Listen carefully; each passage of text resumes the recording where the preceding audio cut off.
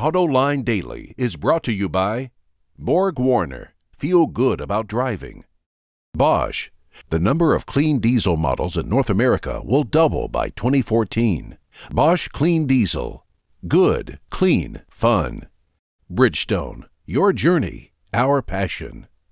Dow Automotive Systems. Improving durability and increasing design flexibility with Betamate structural adhesives at dowbetamate.com. And by the 2013 Hyundai Sonata. Learn more at HyundaiSonata.com.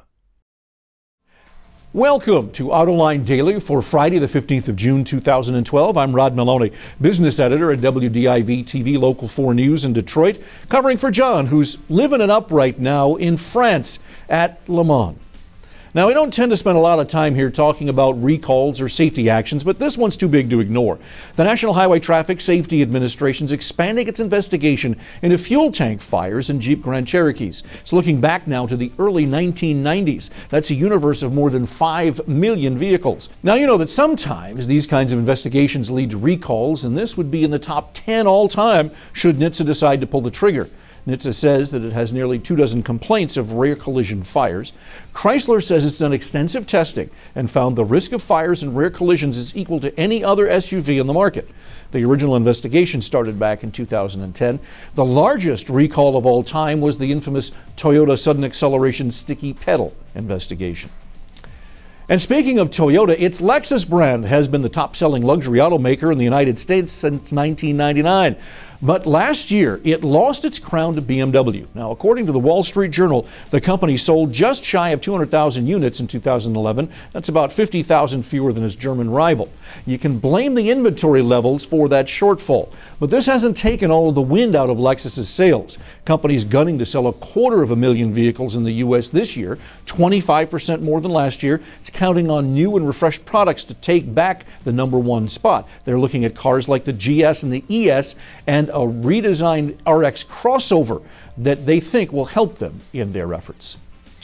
In other luxury news, Cadillac's been taunting us with the idea of a rear-wheel drive flagship sedan for some time. Its stunning CL concept pushed all the right buttons with us, and if they'd only build it, that's what we want to see. Well, the company may be in the thick of development because according to a report on CarAndDriver.com, GM just filed for the trademark of the name LTS.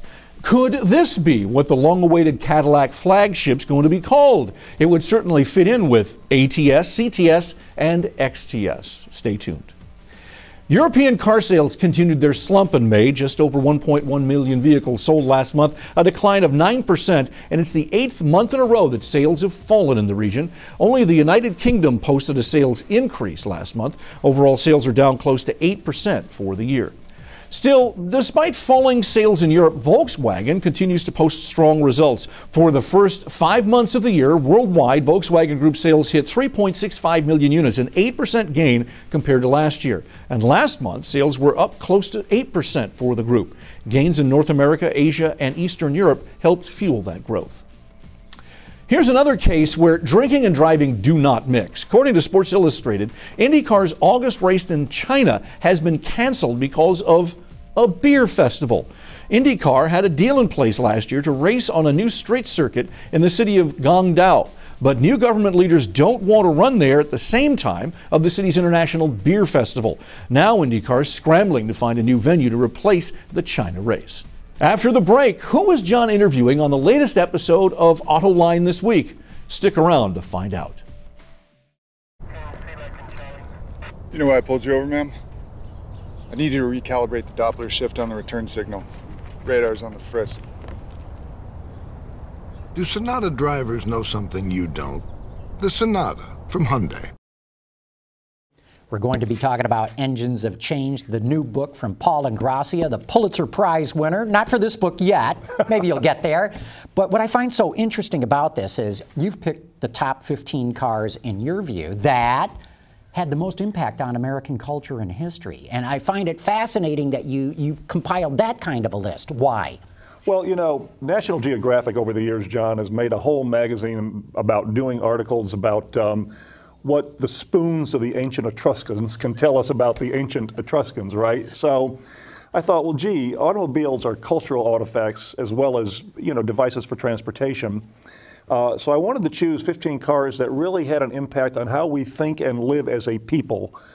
Even today, not best cars or worst cars, but culturally impactful cars. How'd you make this decision? You've got 15 vehicles. We'll get into a lot of them. I don't know if we'll get into them all, but why these 15?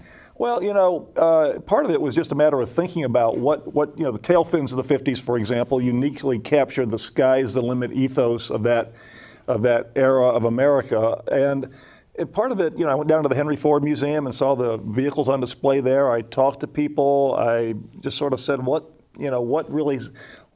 had an impact, essentially, on how we live and we think today. So it was just a process of putting down on paper, what are a bunch of vehicles, specifically what was the impact, and then crossing some off. So what are those 15 cars in Paul Ingrassia's new book? Did the Model T make the grade? What about the Volkswagen Beetle? Well, you're going to have to watch the rest of this week's episode of Autoline to find out. Check your local public television listings to see if Autoline is broadcast in your area, or head on over to Autoline TV. I should also mention that John is joined in the studio by Drew Winter from Ward's Auto World and Todd Lassa of Motor Trend Magazine. Hey, it's Friday, and that means another episode of Roundabout on the docket. This week, host Craig Cole is going to discuss auto news that you might have missed with Michelle Naranjo from Auto Bytel and that Corvair captain Scott Burgess of AOL Autos. Tune in for all the fun at 6:30 p.m. Eastern Time on our website, autoline.tv. Well, anyway, that'll do it for today, and conveniently, it's the end of the week as well. Again, I'm Rod Meloni, business editor at WDIV TV, Local 4 News in Detroit. Thanks for watching. I'll see you on Monday.